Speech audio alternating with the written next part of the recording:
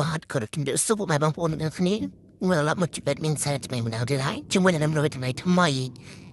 ដែលតម្រូវឲ្យច្បាស់មកយើងគឺយើងចេញជារឿងអស់ថ្ងៃចឹងណាអញ្ចឹងថាថ្មីរបស់យើងគឺថ្ងៃទីមកថ្ងៃទីថ្ងៃពី7ខែ5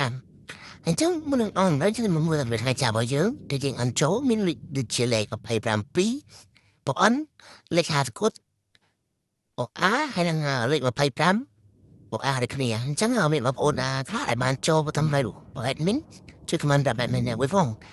តែបានចូលរយបង admin ចឹងណាតែថ្ងៃទី6ឯតែមក4:30នាទីដល់មក6:30នាទីហើយ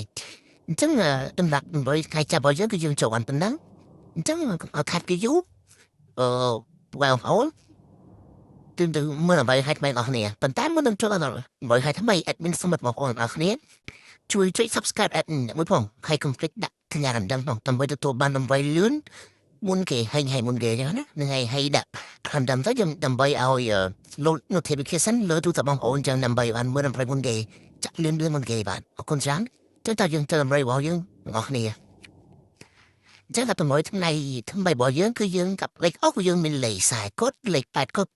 អញ្ចឹងបងប្អូនអរគ្នាអស់តាមចុះមានបងអាបងបែបងសើប្ដីនោះតែមក4:30នាទីមក1:30នាទីពីសម្រាប់ពីលេខរបស់យើងថ្ងៃនេះដូចគ្នាគឺយើងមានលេខ96 15និងលេខ12นั่นឯងបងប្អូននេះតកូនទៅសម្រាប់បងអាបងបែបងសើប្ដីហ្នឹងថា100 shot យូនចាំតែវាហ្នឹងហើយសម្រាប់លេខធំរបស់យើងក៏យើងមានដែរនេះគឺយើងមានលេខ889ហើយនឹងលេខ252អញ្ចឹងតែមានតែប៉ុណ្្នឹងទេសម្រាប់តម្រុយថ្ងៃទី7នេះអញ្ចឹងពី admin ទៅវិញគឺមានតែប៉ុណ្្នឹងទេសូមឲ្យបងប្អូនអរគ្នាជួយចុច subscribe admin នេះមកសូមតែប៉ុណ្្នឹងទេសូម subscribe ហ្នឹងហើយចុច like វីដេអូមួយហើយគឺប៉ុណ្្នឹងអញ្ចឹងពី admin វិញមានតែប៉ុណ្្នឹងទេអរគុណច្រើនជម្រាបលាហើយនឹងអរគ្នាបាយបងប្អូន